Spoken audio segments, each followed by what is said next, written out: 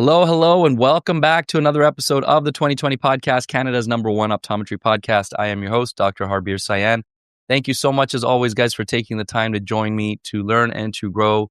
I want to say a big, big, big thank you for all the sharing and the liking and commenting and everything that you do for the podcast to help improve our reach, to get to more of our colleagues, to share the messages and all the important lessons that we're learning on the podcast.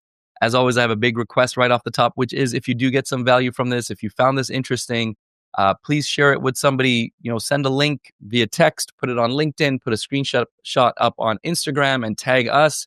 I guarantee you this episode is going to, at the very least, raise some eyebrows, but I'm hoping most likely ruffle some feathers and maybe get you a little worked up about what is going on in the world of vision therapy and vision training. And this is not just for my vision therapy friends. This is for, again, if you've heard me talk about this, I don't do vision therapy, but I found this whole area of our profession and our industry so intriguing. And I have one of the most outspoken people in this world of vision therapy, vision training here on the podcast, Dr. Bryce Appelbaum. I'm going to give you a real quick synopsis of his resume, and I'm going to let Bryce kind of talk a little bit about what he's up to these days. But Bryce graduated from ICO in 2009. He's been practicing now for 15, 16 years. 2 locations in the Maryland area. His practice is called VisionFirst. He also has an online program called ScreenFit, which is essentially a DIY vision training program. He also hosts intensive vision performance training boot camps for which people are flying in from all around the world for this vision training. As I said, he's one of the most outspoken people in this area of vision therapy, vision training. And, he's been on all sorts of different platforms, not just in our industry, not just in eye care, but in the world of, dyslexia or early childhood learning and all sorts of other things. He's been in the biohacking space with Dave Asprey, who's one of the biggest names in that space. So he certainly is really put himself out there to really share this message. And I'm going to talk a little bit about, as we get into this, how I heard of Dr. Appelbaum and what my initial thoughts were. And we're going to go into, answering some of the questions that may have arisen at that time. But first of all, Bryce, thank you so much for being here, man. I really appreciate it.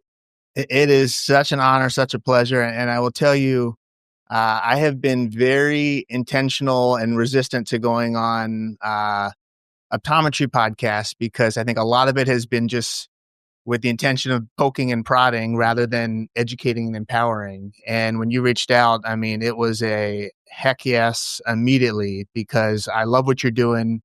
I love how you're building so much awareness, challenging what we all know from what we learned in school so that we can ultimately deliver the best care possible for our patients, because that's what it's all about. And what we learn in the textbooks, what we learn in school, that is just the foundation. If we're not growing and evolving past that, we are selling ourselves and our patients short. So absolutely. Such an honor to be here. A lot of gratitude for you. Thanks, Bryce. I appreciate that. Thank you very much. Thank you. So why don't I know I gave a little bit of an intro, but I skipped over a lot of things. Give us a little bit more of an introduction to who Dr. Bryce Appelbaum is. So I'm really a product of the work that we offer now. And I, as a kid, was an absolute mess. I had visual developmental delays. I had an alternating exotropia. I had bilateral amblyopia. I was lost in space. I was struggling in the classroom. I really had a hard time with interpersonal connection. And I attribute all of my success in life, athletically, academically, even interpersonally, for what was done for me with vision therapy and sensory integration-based occupational therapy at the time. And my father was a developmental optometrist, my mother, a sensory integration-based occupational therapist.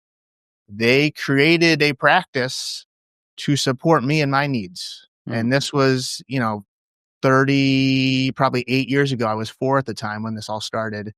And it's just so incredible to know what's possible when you do the right work with the right motivation in the right place. And I've just looked at this as my mission to build from that and evolve that and help empower the world with what is possible. And so now I am obviously I've gone from patient to clinician, and I'm trying to be on the leading edge of pushing our profession and allowing for innovations and technological applications and getting this eye-brain connection work and functional optometry a firm seat at the medical table with all other professions, functional Yeah. medicine, integrative medicine, and even reactive and structural healthcare, where obviously we take a proactive approach, but there is a healthy, happy marriage for both, especially with where the world is today. So I look at this as I am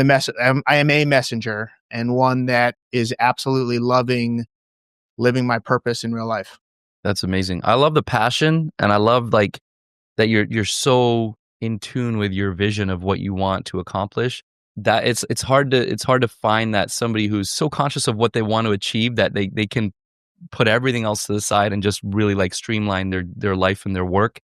Most of us, myself included, are kind of like, well, let me try a little bit of that. Let me try a little bit of that. That seems interesting. Totally. But Bryce, you're like, honed in like a And I laser beam. wasn't for a while. And probably about 4 years ago, a fire was lit underneath me. And then I was like, there's nothing more important than taking this work and just shouting it from the rooftops so that the people who are struggling unnecessarily in life know what's possible and have hope for what they can achieve and accomplish. Yeah.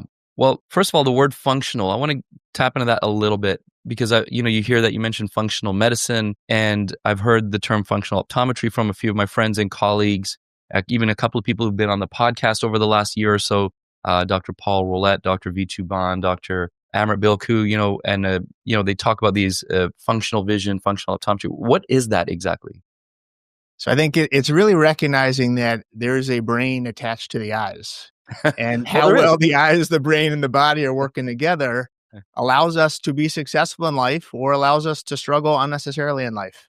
So Mm, it's really looking at the necessary visual skills and abilities for reading, for learning, for sports, for driving, for navigating through space, for social interaction, to be functioning and operating where they're supposed to be, and not allowing our brain to be in a constant state of fight or flight and distress, where it then operates and functions differently than it would if that was not the case. mm, So it's really a proactive approach to eye brain body integration, while also recognizing there is structure and there is acuity and there is all of the other systems and areas that are important, but this kind of picks up where those areas leave off. hmm And the idea of the stress, I've watched some videos of you talking about this, and I know again some of our colleagues talk about this. We attribute our changes in vision to just structural anatomical changes in the eyes, but I know that in the area of functional optometry, or what you're doing, you're saying there's other stressors on the visual system as a whole, the brain, that can cause, for example, in myopia, axial elongation. Can you give us at least a high level sort of a understanding of that? So, because I think it's a tough concept to grasp, right? Because we have been indoctrinated in us. Just the eyeball is growing, and we're matching that with the minus lens we're putting in front of the patient. It's just a natural progression. But you're saying there's a lot more to that. Yeah. And we hear so many of our colleagues talk about how screens don't ruin our eyes and Mm, blue light isn't a bad thing. And I would say, if we're being picky with language, that's accurate. It's the internal response of our body to the screen, to the blue light, not having the visual foundation in place to support those demands. And so when our body is under stress, when our brain is under stress, when our visual system is under stress, to really simplify this, we have two options: adapt or avoid. mm, And the adaptations, the maladaptations, that's really the root cause of so many functional vision problems. And I would say the vast majority of patients that we work with who are showing myopia progressing, like you bring up, there is a functional component to that. That if we're not addressing that or looking into that, we're leaving a massive portion of healing still on the table. And the accommodative system is so intimately related to myopia. And I know everyone listening probably, well, hears that, maybe questions that, but we are in a different visual world now than we've ever been in, with screen time becoming this new pandemic mhm. and creating all this new visual stress. And I would love to hear what you're seeing, but we are seeing every single person have a different visual profile now than they ever have, Oh, yeah. where inside and outside muscles of the eyes are not working together in synergy like they're supposed to. And we're seeing leads and lags of accommodation and eyes focusing in different planes. And then the brain sending a signal to the eyes to try harder. And then fragile eye coordination manifests and binocular instability. And then even strabismus and other challenges that are because of this foundation in place that's not where it needs to be in terms of visual skills and abilities. Yeah, I've certainly seen that, and I actually explain that to a lot of my patients. And if we're talking about young patients here, they're also their parents. Where I would say, when I started practicing, let's say 15 years ago, if I had a kid this age with this sort of profile, I would probably not be all that worried about them having too many issues, in the near future or down the road. But nowadays, I'm like, I have to monitor this so closely because I just don't know where you're going to go. You may become nearsighted. You may end up with this issue. It's just kind of a crapshoot, just given the visual demands that we all have now, right? And I think there's the trouble for me on this is there's some things that are accessible to us that I see that can help either reduce the progression of myopia or can help an adult patient who's got a lot of visual strain and tasks and things like that. But there's a lot of stuff, especially a lot of the stuff we're going to talk about that you do, Bryce, is not accessible. And I think it puts us as sort of the primary care optometrists at a disadvantage and in a weird position where we're like stressed out about, I want to help this person, but I don't know how to help this person. And I think there's a world of stuff out there, but I don't even know how to enter that world. There's just too much there's this void between the worlds right now. And it's such a problem, right? Yeah. I mean, it leaves so many doctors and people who are even looking into vision unaware of and unarmed in terms of knowing what to do with that information. And of course, working with somebody who's board certified in this space, knows what they're doing, has the business and the programs and the team and the system and the actual protocols in place, that's the gold standard. But like you share, that's not accessible for most people. And so there is so much that can be done with lenses and prism and filters and nutrition and environmental modifications and supplementation and so much to at least get people across the start line to start addressing that functional component that comes with seeing, processing, and then deriving meaning and directing the appropriate action in terms of how our eyes should work together in life. Yeah, I think it's just going to require a lot of, for those of us who are interested in this and want to help our patients in a different way, I think there's going to require a lot more education and training in this sort of space, at least for us to scratch the surface in our primary care setting and then understand when something needs to be referred out to somebody like yourself, Bryce, in that functional space. I want to go now, since we're kind of hovering around this education and training aspect of it, I really want to get into why is there such a divide between what we've learned in school and what you're telling me, and again, what Paul and Amrit have told me. Yeah. Where does that happen? What have we learned the wrong things in school? Have we only learned like a tiny fraction of what we're supposed to learn? What do you think's going on there? And why, let me just add the last little, why don't we learn what you have learned in optometry school? Yeah. I mean, I didn't learn what I've learned in optometry school, right? I mean, it's like what we learn in optometry school is just kind of the ground floor of everything, right? And there's obviously a lot more cut and dry education, knowledge, protocols for intervention of eye disease and pathology and even primary care. But primary care optometrists, I mean, you have such an opportunity to screen for, evaluate, diagnose, and then reroute so much of what's occurring. And at least in this space, I mean, I think the big issue is there's not consistency yet on what vision therapy looks like or vision training looks like. This isn't like physical therapy where for sprained MCL, grade 1, you're getting a dozen sessions, grade 2, you're getting 2 dozen. And depending on which PT around town you go to, you're pretty much getting similar work and going to get the same outcomes. There is no consistency yet on what vision therapy or vision training looks like. And even just the board certification through COVD and through NORA and a few other areas, those are great starting points to really figure out what you don't know, learn more about what you need to know. But also, just because somebody's board certified doesn't mean they know exactly what to do and have the opportunity to change somebody's life with that work. I mean, they have the opportunity, but maybe that's not a clear runway that's able to be set. And we see, I hate saying this, but I want to talk about it. We see a terrible number of patients who've tried vision therapy and either it left a lot to be desired or they say it didn't work. Just like physical therapy, vision therapy works, but you have to be in the right place. You have to be there for the right reasons and you have to do the right work.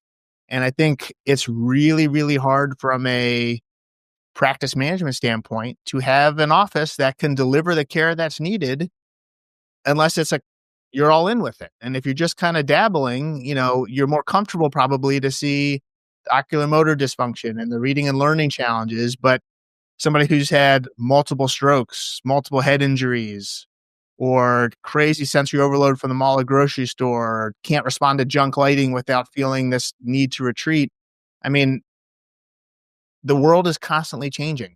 And even what we do here post-COVID is drastically different than what we did pre-COVID. And we were talking before all this about these new profiles that have emerged, but we are constantly up-leveling and reiterating our treatment to match what's coming in. And we're constantly learning from our patients and constantly raising the bar and challenging our status quo, which means we have to really think on the fly. And I'm blessed to have an amazing team of 4 doctors who are all in this with the same mission to raise awareness and unnecessary struggling, but really unlock potential through vision. And I know at some point in my career, we're going to be offering training and teachings to people who want to learn more because we have such high volume that we have amazing data and analytics in terms of what works, what doesn't, what's needed. I mean, we're in very advanced stages now with 3 clinical trials with a local university that absolutely is going to help. But there's a stat I read a few years ago that said the average piece of research doesn't get put into clinical practice until 17 years after it's been published. Oh my God. Crazy. That's nuts. Yeah. Wow. 17 years from now, I mean, we're going to know what a decades of screen engagement does to somebody, especially a child who doesn't have a brain that's developed at the adult level. Right. And so at that point, we're going to have a whole new protocols in place. So I just think the world's moving too quickly. I think visual demands are drastically increasing too quickly. And, unless there was a specific school for functional eye care or for vision therapy, then it would be really hard to even get close to what we need to. And schools are limited as well based off of, a lot of other areas. So it's a problem. I don't have the answer, but I'm absolutely, as a faculty member at Southern College of Optometry, we're always talking about this and talking about how we can get this where it needs to be. Yeah. Take a lot of us. So, a little while back, or just earlier this year, I had Dr. Howard Purcell on. He's the president of NECO.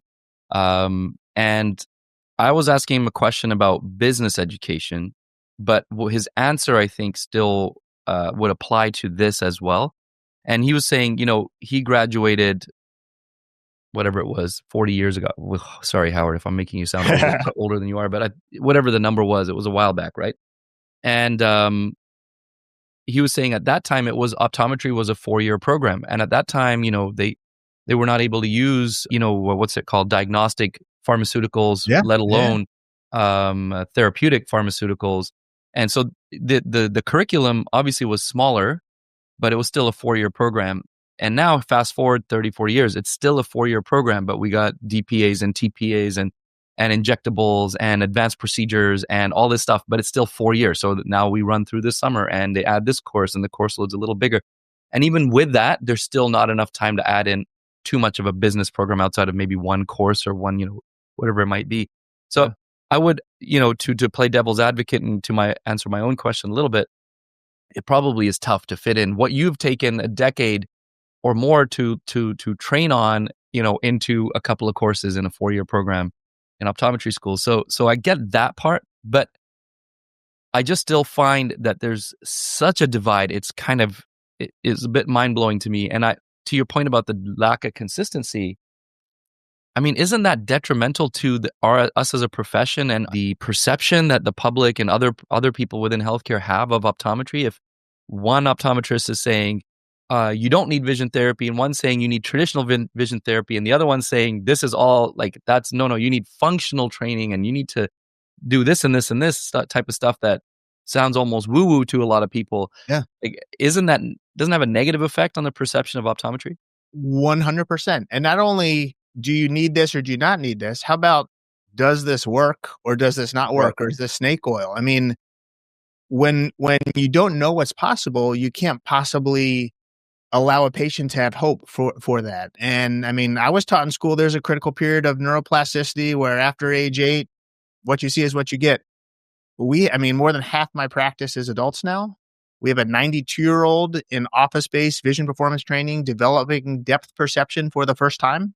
Wow. Like I would say most schools would say, well, that's not possible. Right. We have patients who have had, hemianopsias or visual field defects from stroke where there's not really research or literature that says anything can be done about that. And I would say the overwhelming majority see an improvement in their visual field, for sure in their functional fields. Right. And yet, that's something that 99% of docs and people in the space would say that's not possible. Right. And so it is for sure a detriment. It is for sure, I think, even separating vision therapy, functional vision, even more so than it ever has been now, because the people who are really doing great work are inundated with too many patients, because the problem is these problems are everywhere. But then ones who are kind of dabbling, it's almost overwhelming and a pill that you can't swallow. And then it's like, all right, let me go back to just my 15, 20-minute eye exams and stacked up all day, and then get burnt out, and then you're out of optometry, and then you lost an opportunity for somebody to change lives because of all that goes into that, whether it's practice management, whether it's getting a paycheck to pay the bills, whether it's even just knowing where to dedicate the little bit of time that you have for continuing education, and focusing more on what you're doing now versus what you want to be doing. I mean, there's so many barriers there. But I will say, in having all of these amazing opportunities to give talks and podcast interviews and keynotes, the functional medicine space, the integrative medicine space, so many other specialties are not only receiving this type of work with open arms, they are all in. And I've had so many people tell me, oh my God, it really feels like the eye-brain connection is like the new microbiome. We're realizing that this is going to be related to so many aspects of critical decision-making, thinking, attention, productivity, efficiency, that we didn't even know we could tap into, much less optimize and enhance. And I'm a firm believer any brain at any age can be enhanced and optimized in terms of vision and visual function. Yeah. I think that's maybe a little mindset shift that we all should have. And again, 100%, it's been ingrained in us, right? Age 7 or 8, neuroplasticity stops. That's it. If you have amblyopia at that age, or you don't have binocular vision at that age, game over. Sorry, let's just stop trying. But it's very interesting to hear, like you said, most of your patients are adults. But again, we've been trained in that, so it's easy to sort of discount when somebody like yourself says otherwise. I was going to say a similar parallel. I mean, amblyopia and the whole patching protocol from 100 years ago that now is being challenged and now being a little bit more received, and understanding that it's a 2-eye problem manifesting on one side. It's a brain problem showing up through the eyes. Unless we address it on a brain basis, like, we're not scratching the surface. Right. I do think there, at least from my perspective, there's movement there. It's still nowhere near where it needs to be. And, we still have people who have been in eye patches for years or decades, and things are different, not really better, or a little better, but the brain is still on overdrive all day long. I think seeing that shift has been a little eye-opening for me in terms of, we're going to get there with this space. It's just, it's going to take a while. Take time. Okay. I have so many follow-up questions, and also just the questions I had written down from before. So I'm trying to stay on track. I've been yelled at for patching recently a couple of times from colleagues in the functional space. And even my friend V2 in Toronto, he said, Harbir, just wear a patch for 10, 15 minutes and tell me how you feel. And it sucks. Sucks. And you're asking a 5-year-old, to do it for hours a day or whatever it is. And I felt, simple little test, but like all of a sudden you're way more empathetic to that child as much as you can in a short, like 90 seconds or something. What's the alternative to patching? Well, so first of all, patching isn't necessarily wrong in every scenario. There is a time and a place for that, especially based off of the visual profile and the age and all of that. But active patching is a part of every one of our patients' home programs. I mean, we have patients equalizing skills between right eye and left eye so that when both eyes are open, there's less of an opportunity or no opportunity for one eye to take over. Everyone listening who's an optometrist knows it's way more complicated than that. But I would say patching in general, I mean, we're taking fragile binocularity, covering up one eye, and obviously making it that much harder for a unstable system to even work together. And I think to me, it stems from a lot of fear from the structural eye care world about, well, we're going to get past that critical period and then we're going to be screwed and there's nothing we can do there.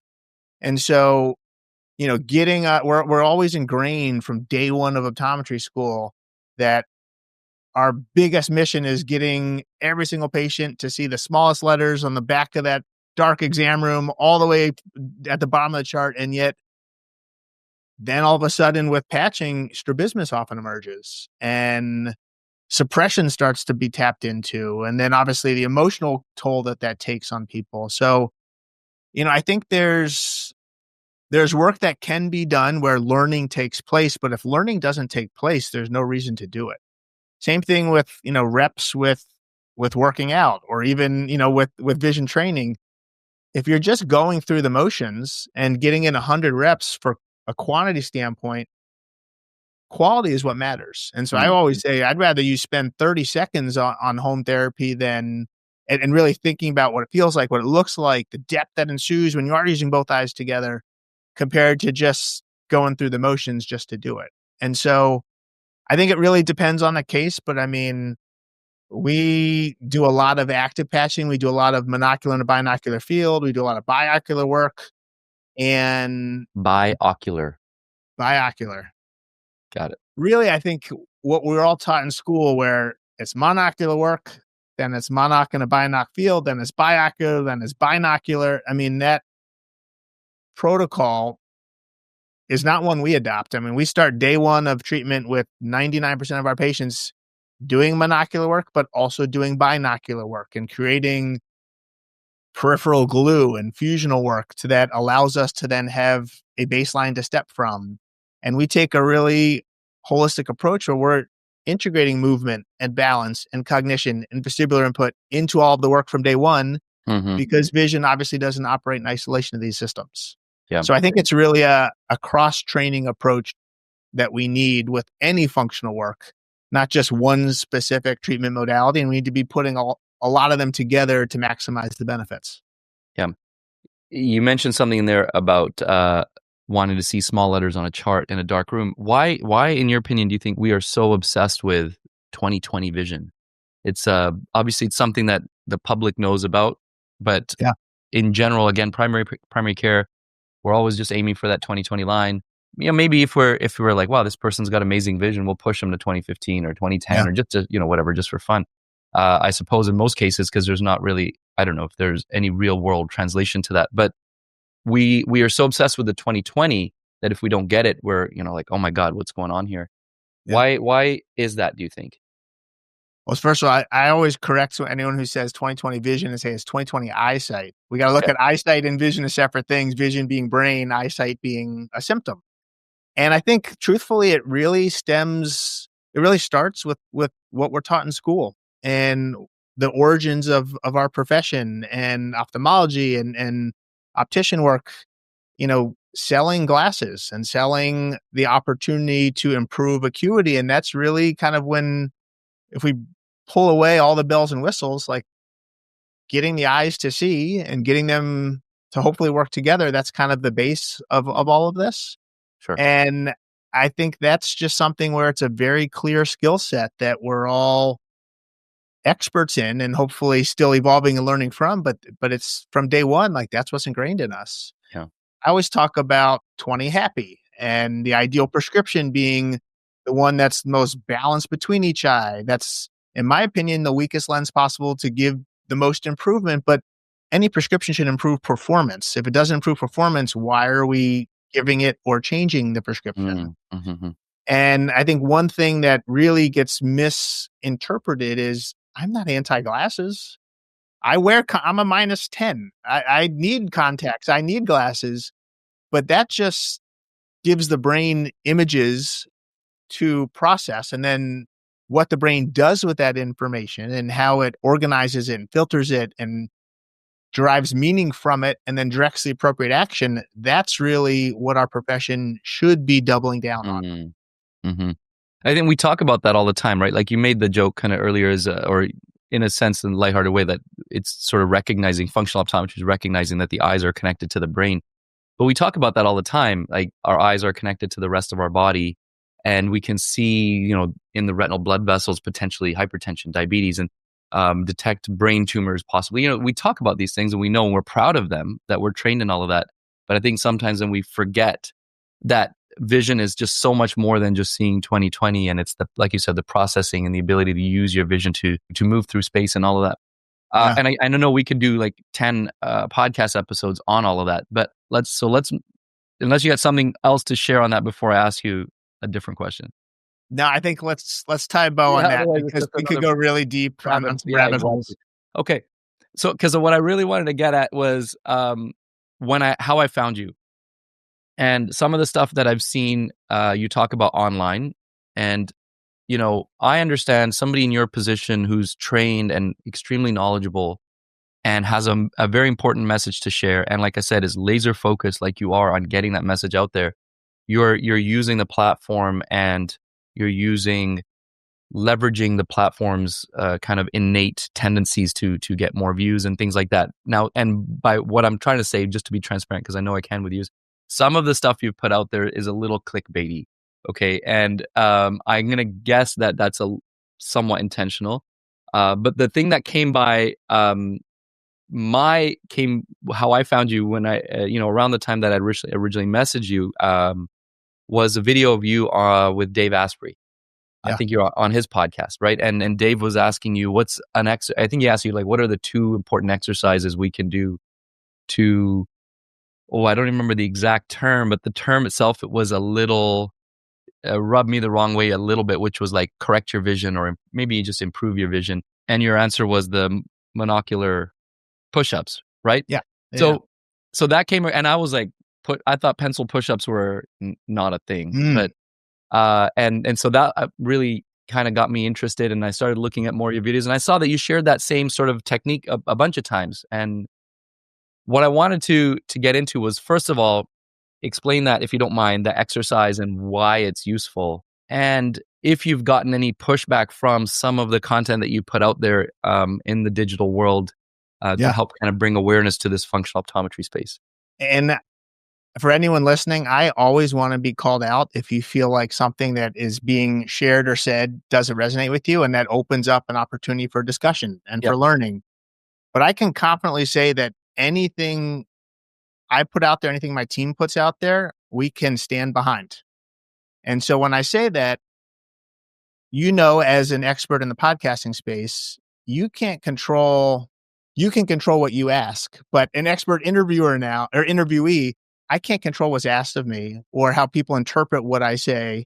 And oftentimes if I then correct them, it gets edited out and not put in. Right. So I will say, sorry, to add one more, before you go on, Bryce, because I'll add one more layer, and I don't want to come off as interrogating you on it because we've talked about this already. But to add that last little thing is, that specific clip and other clips that I've watched where I felt like, oh, okay, Bryce probably could have elaborated a bit. Yeah. Most of them, if not all of them, are shared from the other platform or the other person's page and like collect, So obviously, and again, as a podcaster and as a person who puts out social media content, I know I'm trying to get the juiciest little clip, right? That hot take that I could put on social media. Absolutely. But so pencil push-ups, respectfully, don't work, right? Pencil push-ups for convergence insufficiency, it's doing this 1,000 times is not going to eliminate the spatial mismatch that is apparent when somebody can't get their eyes to point to the same place. Monocular pencil push-ups is solely working on accommodation and tromboning accommodation allowing for stamina, in some cases, flexibility when you're going back and forth. And I would say monocular push-ups or eye push-ups to me is one of the most powerful vision exercises we have that anybody can do. And I have patients who, no joke, do those every single day for months or years and see reductions in their prescription or see the need for near reading glasses to be less pronounced or even weaker. And I'm sure everyone listening is like, what are you talking about? We literally have so many data points to show this. So I speak on what I learn from our patients and what we accomplish as a practice, which I know we are the unicorns in this space and I'm comfortable there. But a monocular push-up, I mean, is very different than doing it with two eyes. And on that specific clip, there was so many comments about why are we doing this with one eye? And well, when I do it with two eyes, like I get a headache or things go double. And it's like, yes, this is intentionally eliminating vergence, only focusing on accommodation. And Harbir, do you know how many legit great vision therapy practices there are out there that don't even train accommodation and don't even use lenses? And for me, that is like our heavy hitter with every patient at any age, even presbyopes. And so something like this, like, yeah, office-based treatment that's customized is 1,000 times more effective than doing pencil push-ups at home in your underwear. But that's what some people, that's all they have accessible. And, Right.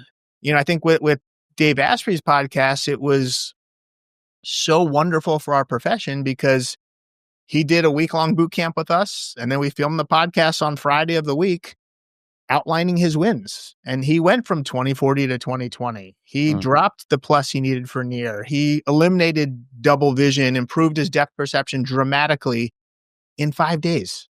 And he was trying to share that if everyone did what I did, everyone's going to get the same results. No, this is what worked for him based off of the tailored, customized approach for him and where he was and his path and his development visually. So I always say, share what happened to you, share your experience, just like I share my experience. But in terms of this for everybody, I mean, nothing really works that way other than, simple things of what to eat, what not to eat, what to do, what not to do. And so I think that language is key, and language with all this is really important because, a monocular push-up, just like, is gross stimulation, gross relaxation. And it's building flexibility. And most people won't keep up with that. And they'll do it once and say, oh, it didn't fix my headaches or it didn't improve my this or that. I always say vision exercise is like normal exercise. It works, but you got to do it. So somebody who says, I went to the gym and I'm in great shape now. But then if you stop working out and you start eating donuts all day, you're not going to stay in great shape. Yeah. So with this work, it compounds over time, especially for just stuff that's done at home. And stuff at home is going to scratch the surface if you're intentional to do the right work, but it's likely not going to be the be all end all. And that's why most people need office-based with somebody who's board certified and knows what they're doing. Totally agree. The trouble I have with stuff like with Dave Asprey is I've heard him, I used to listen to his podcast quite regularly years back, and I've heard him talk about how he's fixed his vision. And so this sort of generalization, and I appreciate that you already cleared that up.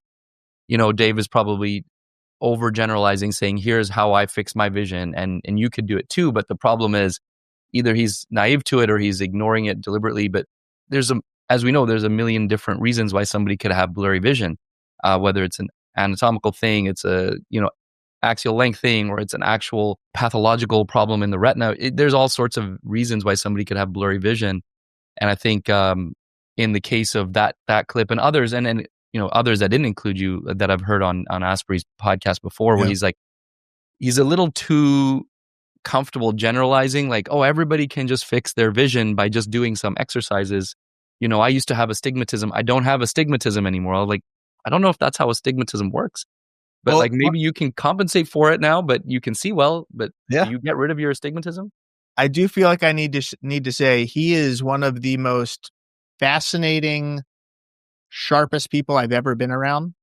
And I have so much respect for him because everything he puts out there, everything he talks about, he's tried on himself. Mm, And he has vetted that protocol, that tech, that person, that procedure, whatever it is. right. And he, in his mind, has fixed his vision twice. And I would honestly agree with that. I mean, the changes he showed in 5 days, like if he was working with us once a week over Right. months, we wouldn't have had the same outcome.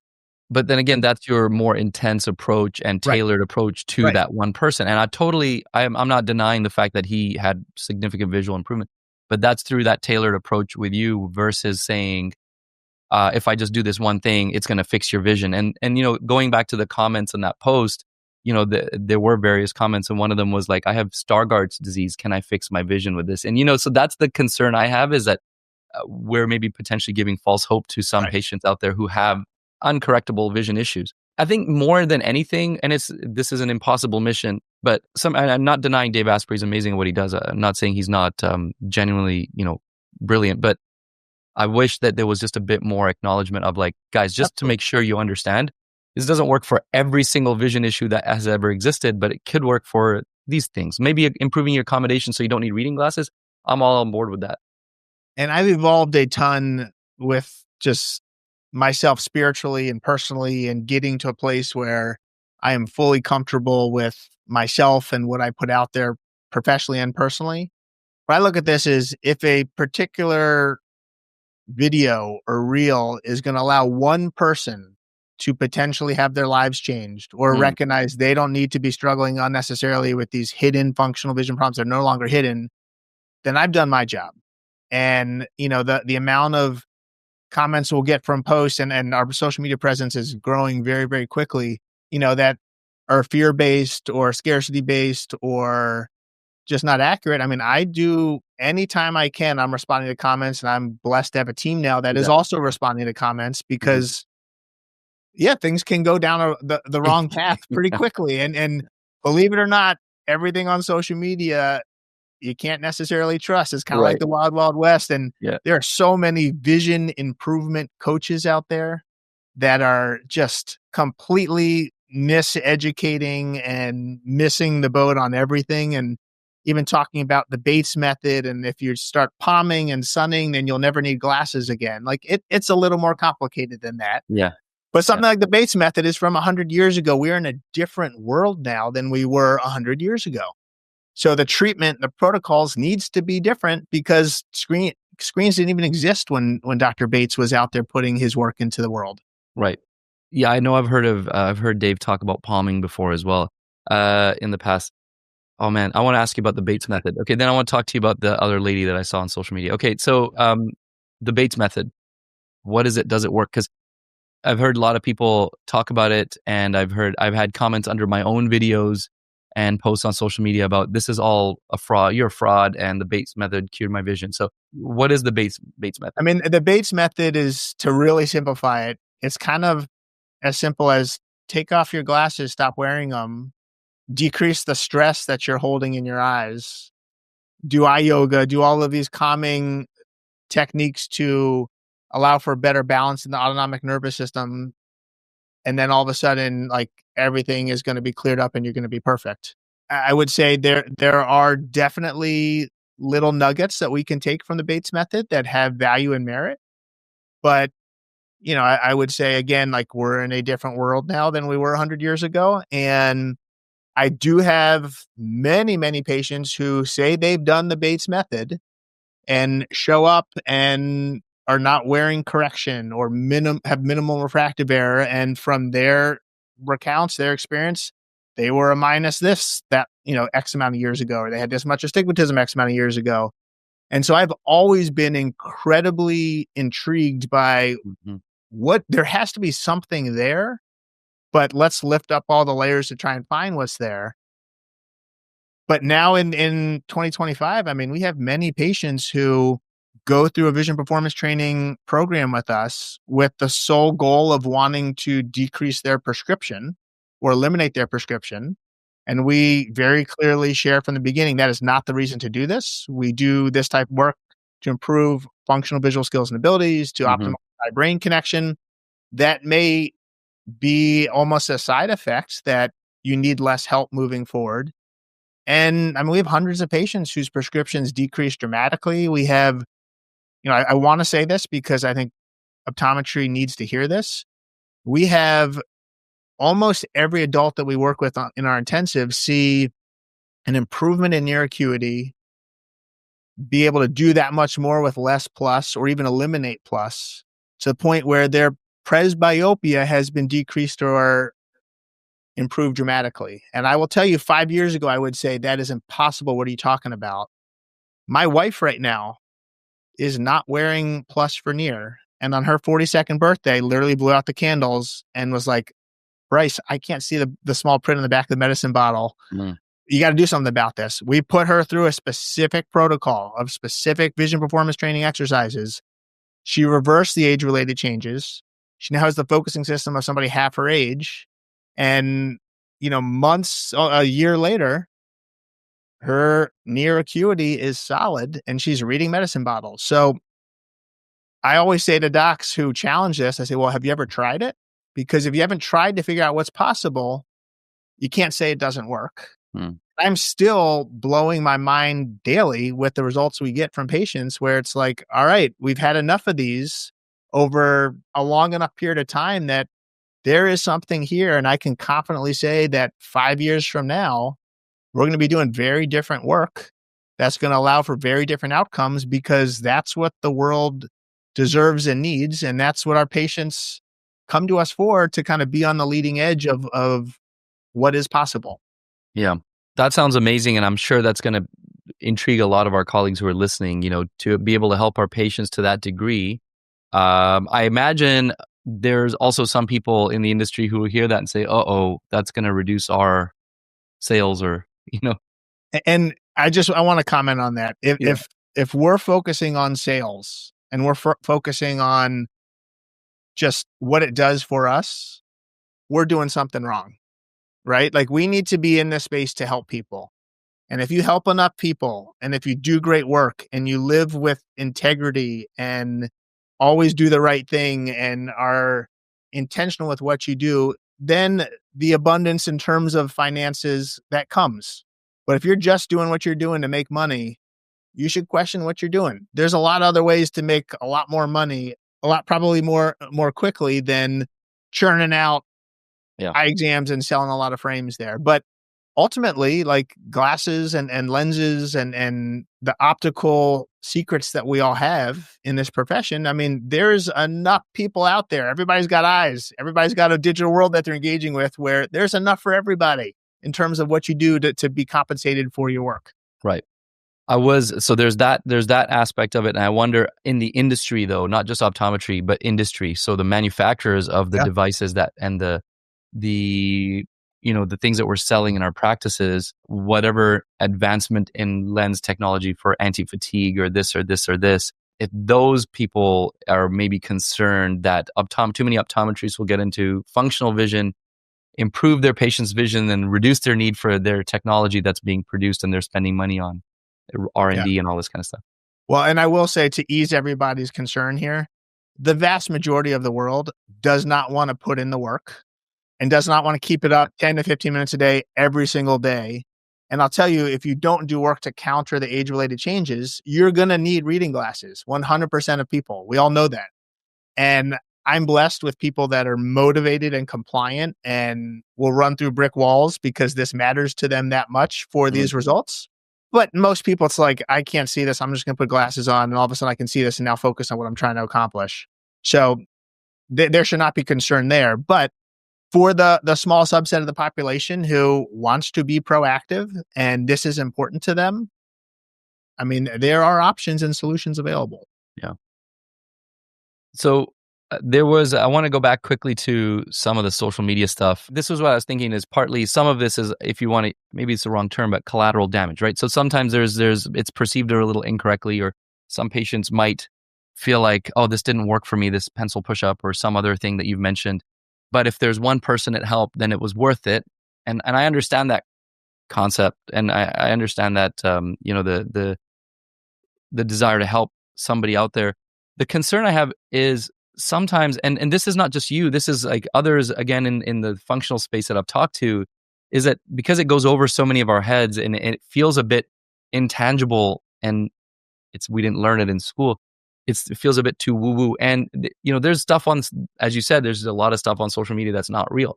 But I feel like sometimes the content that like maybe you're putting out or somebody else is putting out might get lumped up with some of those quacks, for lack of a better term, out there, right? Who are sharing the stuff that really is not real. Yours is, but doesn't sound real. And then it unfortunately gets lumped with those others. Like this lady who put this video, like, your optometrist is lying to you. You don't need glasses. Join my webinar and I'll show you how. And she was like trying to sell essential oils or something like that. So, Did she have an accent? She didn't. No, she was American. Okay, I'm thinking of something else. Yeah, I mean, first of all, if something's controversial, it means it's arousing a disagreement or discussion, right? And there's very little out there that is, do this, it's going to help everybody. Mm-hmm. But I will say, to start like doing a near far focus monocular activity to build flexibility with your accommodative system, that can help everybody. Not everybody needs that. Most people don't need that, but it can help everybody. And even from like our ScreenFit program, the online vision training program, I mean, 5 years ago, it was a hard no. I'm never creating something like that, because if I can't help somebody 100%, I don't want to work with them. COVID hit, saw what it was doing to my own kids, to the world, to everybody, and realizing this is going to be a bigger and bigger problem unless we get ahead of this. We created a very, very intentional program with the right sequencing of exercises, with people with strabismus going through it and amblyopia and massive concussions, to allow for the right quality control where we confidently can say it's not going to make anybody worse, and for a lot of people help a lot. We've had 100% of people who've gone through it see a reduction in symptoms if they've completed the program. And we've had thousands of patients go through it. We've had as young as 5 and as old as 89. This is not a program that is going to rehab the visual brain post-concussion if you can't leave your room because you're so symptomatic. But I've had enough people say, oh my God, this changed my life. I can now read text messages. I can now go to the grocery store. I can now drive without feeling like this sensory overload is making me want to just hide. I mean, helping somebody 10%, 20% is still helping. And it's a very clear, this is a do-it-yourself program, like doing body weight work instead of going to the gym. You do enough sit-ups, air squats, and push-ups, and you're creative with it, and you're throwing in plank and other things, like, you can get in better shape, but you have to do the work. And if you're trying to become an elite athlete, like, that's not going to get you there. Right. And so there's a lot to that. But yes, I mean, I think there's a lot gets clumped together in terms of what's shared in different arenas and how it's interpreted and what's meant from that. Yeah. But it's educational.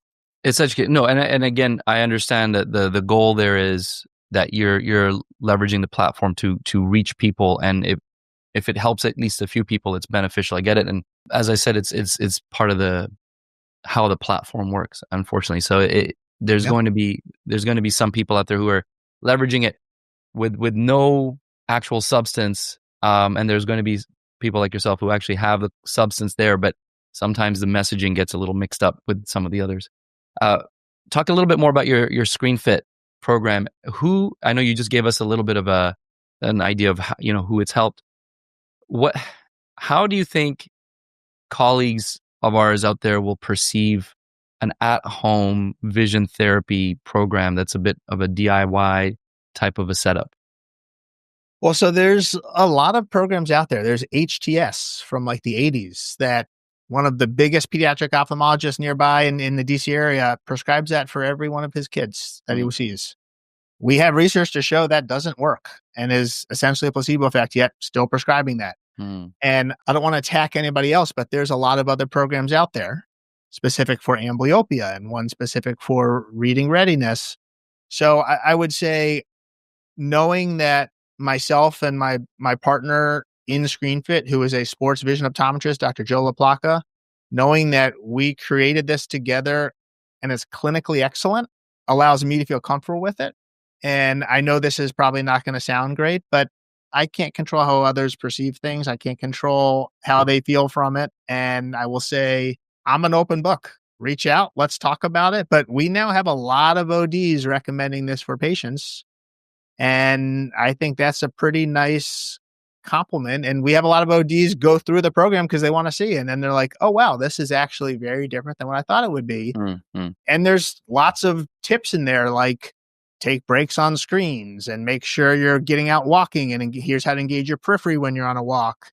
But it's 2 different courses. Each course has 30 lessons. Each lesson is 10 to 15 minutes to complete. It's 1 lesson a day and a review of the previous one. And you don't need any equipment for it. So knowing that, like, no, this is not going to be the solution for a constant strabismus. This is not going to be the solution for somebody who's got anomalous correspondence. But for a lot of people, it is helpful there. So I will say there's a lot that my primary care optometry colleagues are doing that I don't agree with, right? Like, but I know that I hope that they're prescribing and doing what they're doing because they think it's in the best interest of their patients. And I would say from my standpoint, that's how I'm approaching it. Understood. Can you share some of the things that you don't agree with? Oh, I'd love to. Prescribing compensatory prism for the wrong reasons and, having somebody go from a 2 diopter base out prism for a constant ET to now being in a 45 diopter prism because they keep eating it up. Yet they're just saying, all right, let me give you more and more and more rather than actually recognizing what's the root cause. And you don't go from 2 to 45 overnight. That's built over time. That's something where we should be drawing a line in the sand and say, we have to do something differently here. Or prescribing patching for somebody who's got amblyopia and now they have a strabismus.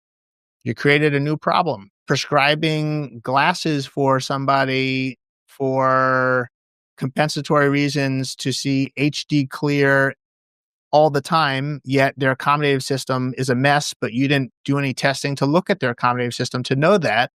And now all of a sudden they're a moderate myope. I mean, things like that. Like, I think if you can lift up the hood and really look at the functional systems, you can kind of predict the future in terms of what's going to happen. You don't really know the level in which it's going to manifest. But I mean, I have LASIK surgeons sending us patients to say, is this a good candidate for LASIK? And when you think about that, it's like, well, you should be deciding that. You're the expert here, but they want to know, is this somebody who's going to likely adapt to that new setup, then need something stronger to maintain that same clarity? And are we going to need 2, 3, 5 surgeries versus are they stable? And we can predict stability, assuming the visual stress from their life is stable.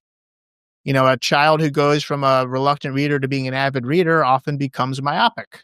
Mm-hmm. So that's a big shift that unless you can predict that, you don't know that's going to happen. But a 35-year-old at doing desk work who is a mild myope, and now all of a sudden with certain intervention, they become a moderate to severe myope, and now their glasses are glued to their face all the time. And now they're having to deal with progressives, but they had a head injury when they're much younger. And then now they can't handle, the blend, and they can't handle just the progressive setup. And so now they're lost and don't know what to do. I mean, oftentimes we create problems without intention, but problems are created. And I think that's where I feel like part of my mission is just letting people know, even, eye doctors know, we need to be looking at accommodation. We need to be looking at eye coordination. We need to be looking at depth perception. We need to be looking at the areas of life that are clear windows into brain function and clear windows into how that person is performing in life. And then let's at least unpack what we can or educate where we can. And then if we are still going down the same treatment path, at least it's a treatment path that you're making together with the patient and you know what to expect. And the primary care ODs who, maybe have done some of the things I just shared, and then their patients no longer see them because they're like, there's more to be desired. Our average patient has seen 4.5 eye doctors before coming to us looking for a solution. That is a problem within our field. And that makes optometry look bad because now this person thinks these 4.5 eye doctors didn't know what they were doing. Yeah. Yeah. That's very true. That's very true. The one word I kind of that resonated with me through all of that, Bryce, was to be intentional. And that intentionality, I think unfortunately sometimes we fall into a bit of a complacency, and this is the routine and it's sort of that just kind of doing the same thing for everybody and not maybe listening for that extra little piece of information that might tell us something a bit different about that patient, or like being more specific and intentional about what they need. If they need glasses, what are they specifically for? And what is the function of the versus, oh, you're just myopic. Here's a pair of -2. But you're myope who spends all day on computer, or you're a myope who does this all day long, or your myopia has progressed this much in the last 12 months, right? Taking those extra pieces of information above and beyond just the myope, I think will help. Even just simple, that's one extra step for primary care to do a little bit more. But certainly if, to your point about some of the prism and stuff like that, if you're finding things are advancing too quickly, I think we need to be a little bit quicker to refer to our colleagues, somebody like yourself, or someone else who might be able to give us a bit more information, rather than letting the patient continue to slide too far down until, you said, maybe it makes not just one optometrist, but multiple optometrists look bad because they weren't able to help a patient. So good. I appreciate you being open to sharing that, because I'm sure myself and others have done some of those things that you're suggesting that we shouldn't be doing. Including myself. But like, if you're not learning from that experience, then you're doing a disservice to your patients, right? Yeah. I mean, if you're not learning about how can I pivot from that or question what I did, knowing that that could help others, then, there's so much more there. Absolutely. All right, Bryce, there's so many more questions I could ask you, but in the interest of time, this is running about an hour. I'm not a Joe Rogan type podcast. I don't do like the 3-hour thing here, but maybe in the future, maybe we'll come back and do another one. Before I wrap up, there's a question I ask every guest now. I'm starting to get into a rhythm of asking this now at every episode. I didn't prime you for it, but I'll give you a second after I kind of introduce it to you if you want to take some time to think about it. You have kids, right? 3 kids. Oh, that's right. How old are they? 11, and 7. So I've got twins, boy-girl twins, then a little 7-year-old girl. Beautiful, beautiful. Are they into Disney movies? Yes. Have they seen Moana? Have you seen Moana? I mean, I could probably recite the entire movie forwards and backwards. Oh yeah. Yeah, I'm with you. Okay, so in Moana, there's a character, Maui, played by Dwayne Johnson. Love in the Maui. first movie, he's got the song "You're Welcome." Yep. All right, and in that song, the point of the song is, you're welcome for all the things I've given you. I'm so amazing. Egotistical. I'm playing a little tongue in cheek with that. I want you to take the opportunity to share one profound piece of advice, a quote, something that you think will help change our lives, the listeners. And then I'm going to say thank you, and you'll say you're welcome.